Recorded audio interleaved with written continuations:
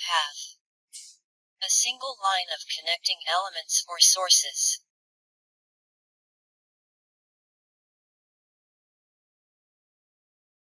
Node.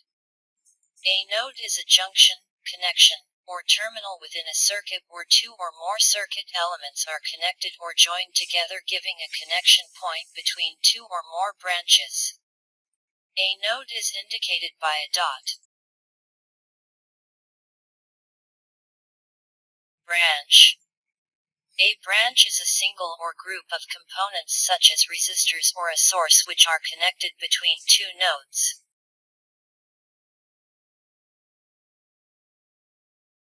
A loop is a simple closed path in a circuit in which no circuit element or node is encountered more than once.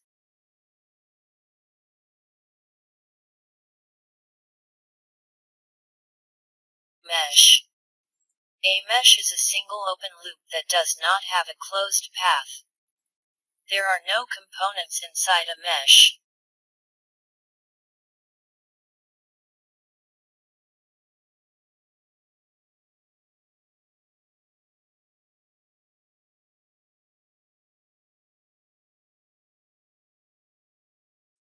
KCL. Also known as Kirchhoff's first law. Kirchhoff's current law, or KCL, states that the total current or charge entering a junction or node is exactly equal to the charge leaving the node, as it has no other place to go except to leave, as no charge is lost within the node. In other words, the algebraic sum of all the currents entering and leaving a node must be equal to 0, I, exiting, plus I, entering, equals 0. This idea by Kirchhoff is commonly known as the conservation of charge. For current to flow either in or out of a node, a closed circuit path must exist.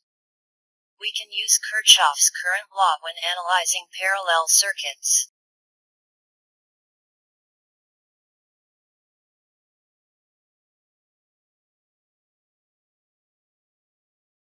KVL. Also known as Kirchhoff's second law.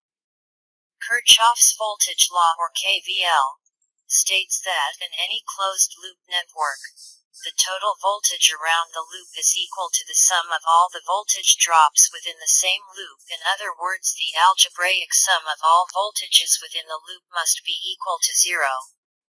This idea by Kirchhoff is known as the conservation of energy. Starting at any point in the loop, continue in the same direction, noting the direction of all the voltage drops, either positive or negative, and returning back to the same starting point. It is important to maintain the same direction either clockwise or anti-clockwise, or the final voltage sum will not be equal to 0. We can use Kirchhoff's voltage law when analyzing series circuits.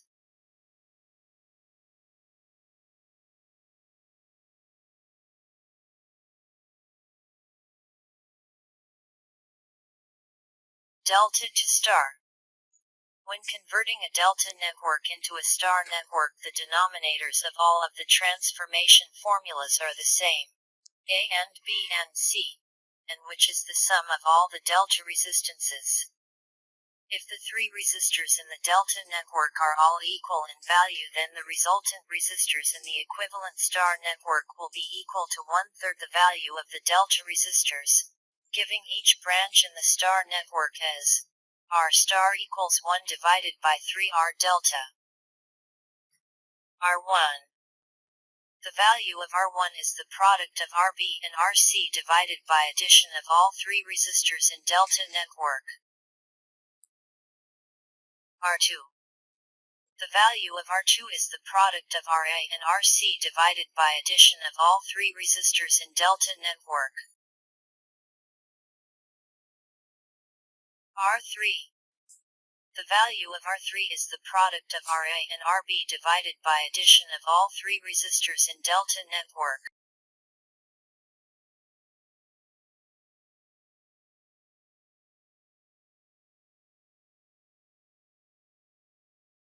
Star to delta transformation. The value of the resistor on any one side of the delta network is the sum of all the two product combinations of resistors in the star network divided by the star resistor located directly opposite the delta resistor being found. RA. The value of RA is addition of R2, R3, and product of R2 and R3 divided by the third resistor R1 in star network. RB.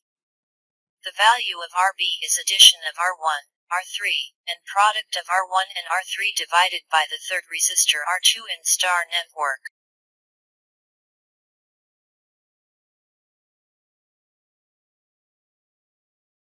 RC. The value of RC is addition of R1, R2, and product of R1 and R2 divided by the third resistor R3 in star network.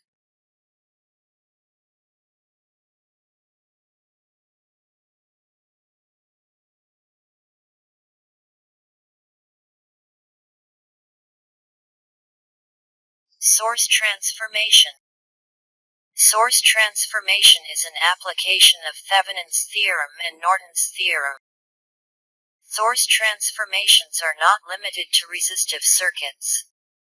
They can be performed on a circuit involving capacitors and inductors as well, by expressing circuit elements as impedances and sources in the frequency domain. In general, the concept of source transformation is an application of Thevenin's theorem to a current source, or Norton's theorem to a voltage source. However, this means that source transformation is bound by the same conditions as Thevenin's theorem and Norton's theorem, namely that the load behaves linearly. Source transformations are used to exploit the equivalence of a real current source in a real voltage source, such as a battery. Application of Thevenin's theorem and Norton's theorem gives the quantities associated with the equivalence. Specifically, given a real current source, which is an ideal current source I in parallel,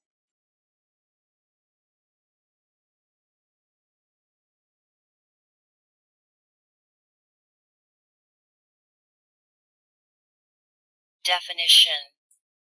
The motor that converts the alternating current into mechanical power by using an electromagnetic definition. The motor that converts the alternating current into mechanical power by using an electromagnetic induction phenomenon is called an AC motor. This motor is driven by an alternating current. The stator and the rotor are the two most important parts of the AC motors. The stator is the stationary part of the motor.